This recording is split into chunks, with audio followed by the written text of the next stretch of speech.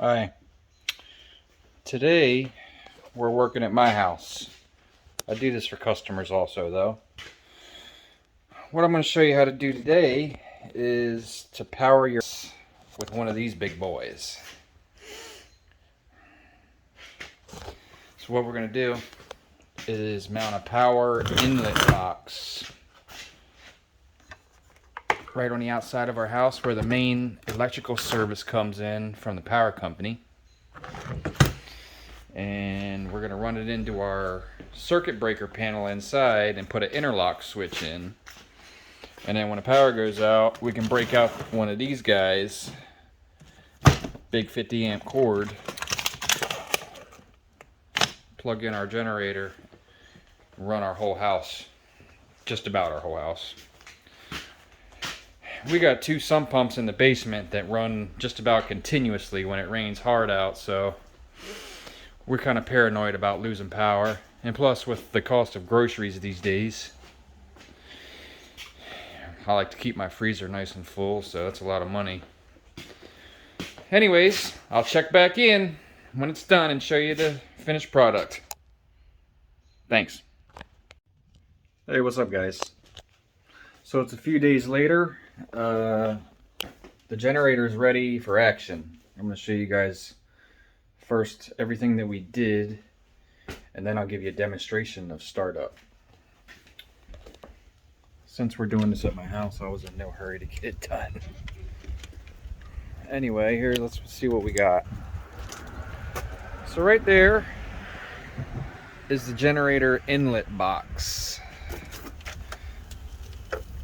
Okay, 50 amp. And then it comes out of the back of that box and goes down into the basement where the electric panel is. Let's go take a look down there.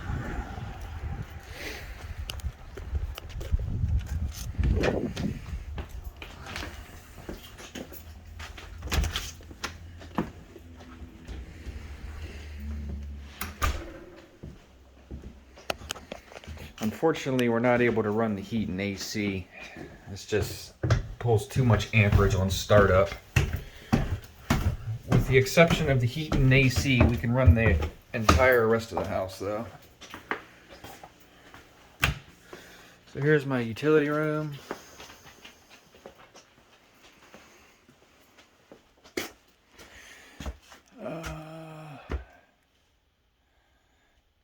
Yeah. So the wire comes in through there into the panel. And then the most important part of this install is this right here. It's the generator interlock switch, which basically makes it physically impossible to connect the generator and the main breaker, the main power from the utility at the same time. If anybody ever tells you they can, just rig up a line into a dryer outlet or something, they're a hack. Don't listen to them. It's very dangerous. Sometimes I hear the excuse that, oh, well, I know what I'm doing, so it's okay, but it's really not. Because, what happens if you get in a car accident? And God forbid you die, and then your house is sold, and the next person that buys a house, they may not know what they're doing. And then they hit this switch and this switch at the same time. And somebody out there working on the utility gets shocked, or even worse, there's fireworks right here in their face. So this is a must. And all these are the switches that we want to turn on once the generator's connected. Unfortunately, this has to be at the top, so I had to take all these breakers and scoot them down 2 spaces, and then figure out what breaker controls what in the house, and then label this. And that's pretty much it. So what I'm going to do now is simulate a power outage. Okay. So in order to simulate a power outage, all we got to do really is turn this main breaker off. Oh no. No power. Alright, so this is what you got to do.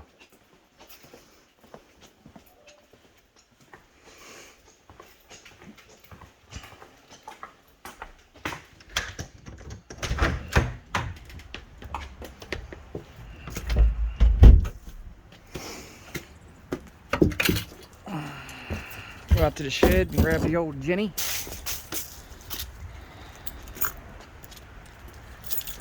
Big Bertha, I've named her.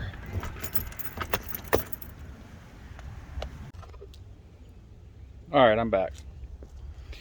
Sorry about that. My squirrely neighbor popped out of the woods and started chatting me up, so I paused the video. All you missed the dragging Big Bertha out of the shed and rolling it up here in front of the house, along with the propane tank, hooking the hose up,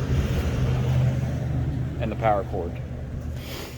So let's continue our startup. Turn this on.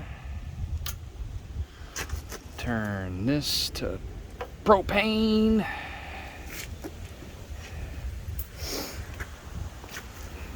Turn the fuel valve on. She's ready to start.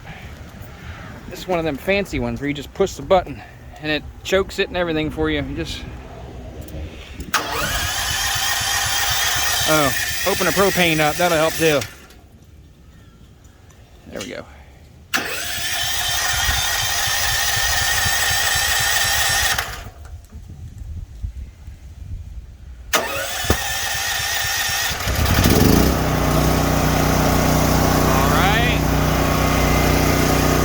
Circuit breaker is off. Plug this in first.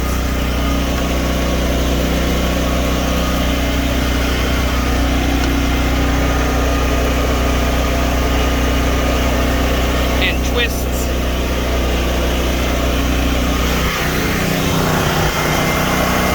Then plug this in.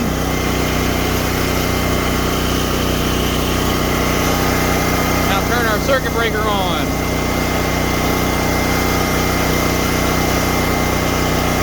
240 volts. All right, let's go down to the basement.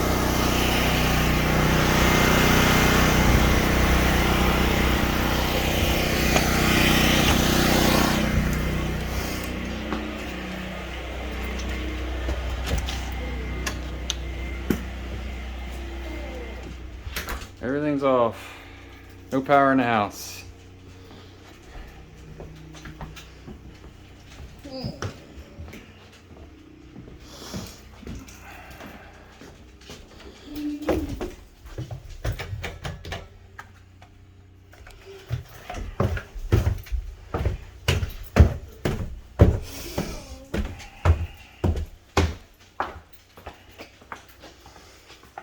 Okay, so main breaker is off. So in order to turn on the generator and backfeed the panel, you got to push this interlock thing up.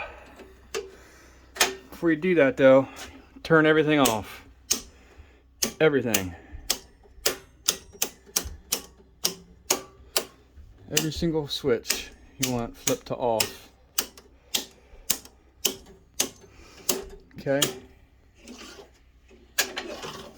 Now turn the generator on. Now your panel is live. So now one at a time we're going to turn our generator switches on.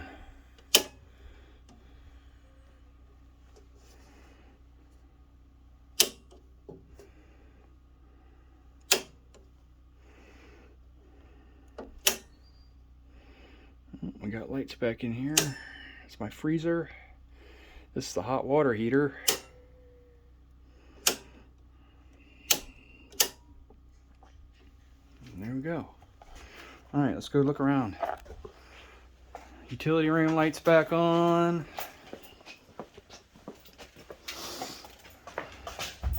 Hall light basement's on. Basement lights are on. You can see the TV's got juice on that light on that surge protector. Office lights on. Is my printer on? No. Nope.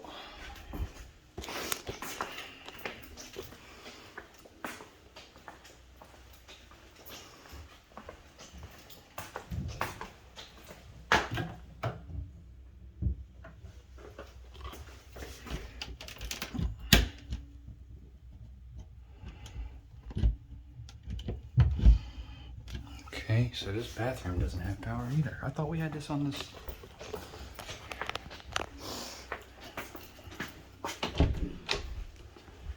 Laundry room. We got lights. We don't want to run the washer or dryer on this though.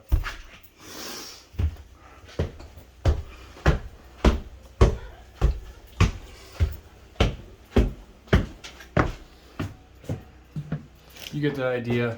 All the lights and outlets are back up. Fan.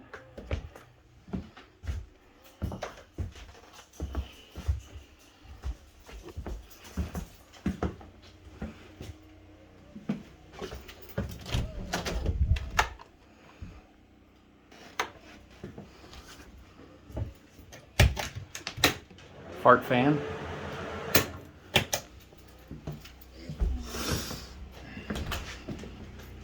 We can get that bathroom on the generator. There's a lot of breakers down there we had to relabel after moving everything around in order to get that interlock in. That's the most time consuming, most work part. These lights are out. The ones over the island. Oh no, there it goes.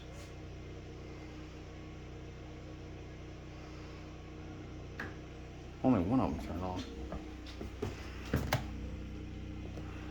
Those lights work. Let's see what happens when we turn the microwave on. Oh,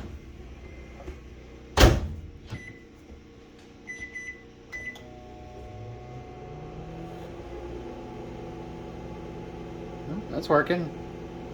Microwave pulls a good bit of power. I was wondering about that.